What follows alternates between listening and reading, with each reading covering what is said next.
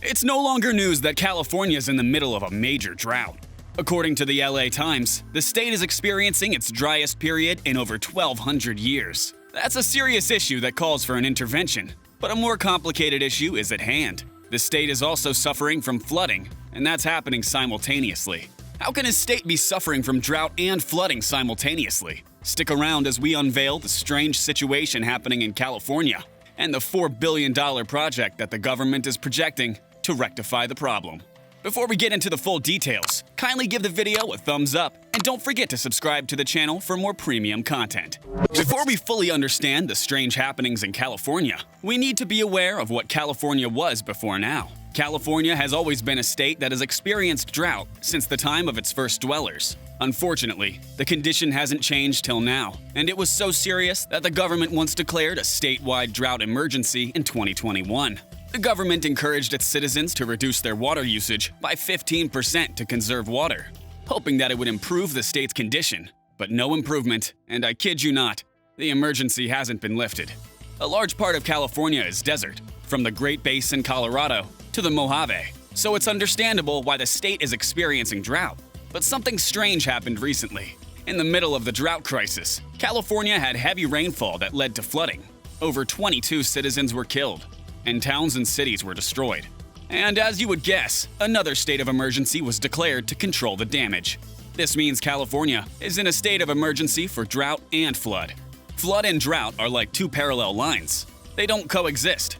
So what's really happening in California? Did you just whisper, "end of times"? Well, that's far from it. Having two opposite states of emergency in California all boils down to water management.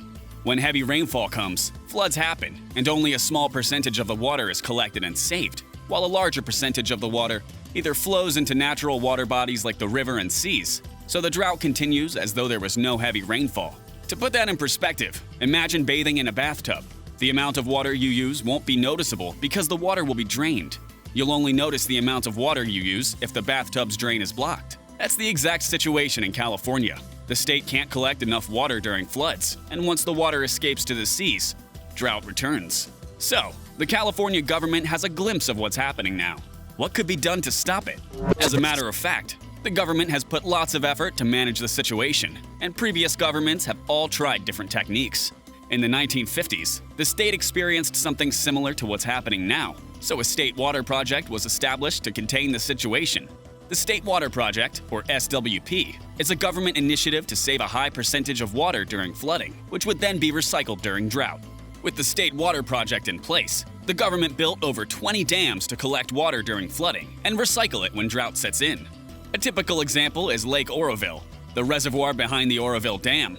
This dam is the largest in the whole of America, standing at a height of more than 200 meters, while the reservoir holds hundreds of millions of cubic meters of water.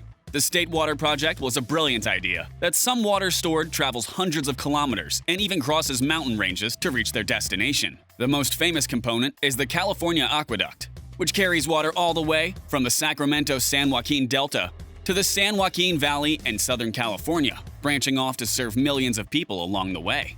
Summarily, the State Water Project is the most advanced water management system in the world, because at some point, the Edmonston pumping plant has to lift the water over the Tehachapi Mountains with a height of 600 meters. This is like trying to pump a river over the top of two Eiffel Towers on top of each other.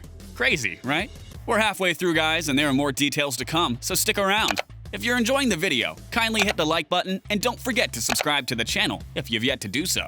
Overall, all the dams and systems put in place over the years were just meant to be the first stage. There were plans to build more dams and canals, but the project was put on hold due to various reasons. The major reason being debt.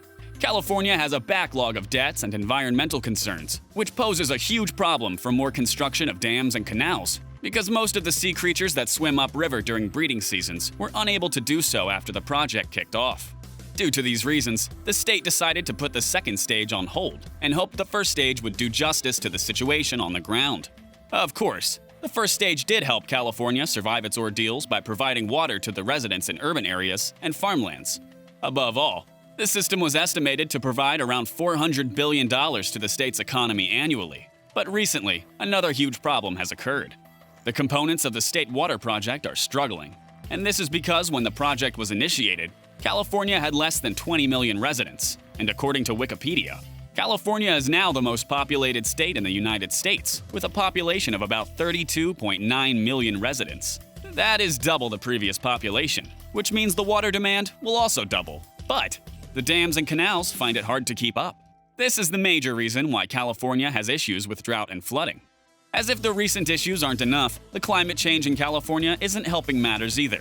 The temperature in California has risen by almost 2 degrees centigrade, making the drought worse. With high temperatures, an ever-growing population, and an outdated water management system, California is in crisis, and that's why they need to build the Sites Reservoir. The Sites Reservoir isn't a new idea. It's been tendered to the state government since the 1950s. And according to reliable sources, the government contemplated implementing it or the State Water Project. But because of huge amounts of money involved in financing the Sites Reservoir, it was abandoned for the State Water Project. Now, the State Water Project is struggling, and it seems the Californian government has no choice but to execute the Site Reservoir. What is the Site Reservoir all about? A few kilometers north of Sacramento, California, is a narrow valley with cliffs and hills along the sides. The settlement is marked on the map as Sites, but it isn't an official town. Due to that, the state government wants to turn the valley into a lake, which will store more than 2 cubic kilometers of water, enough to provide a year's drinking water supply to hundreds of thousands of Californian homes. So the big question is, how will it be built? Are plans underway? So far, plans to build the new $4 billion mega reservoir will kickstart in 2024 or the first quarter of 2025, and there will be just a few stages involved. The first stage will involve the building of a number of dams, which will be used to plug any gaps between the hills at the edge of the valley. The 2 main dams will be the Sites Dam and the Golden Gate Dam, both on the valley's eastern side, while the rest will be up in the north. Together, these dams will turn the valley into a giant waterproof tub. The next stage will involve filling the valley, which will be achieved by damming a river and letting it flood the valley. This will help top up the water in the valley for future use in case of any rainfall. But that's where another problem lies.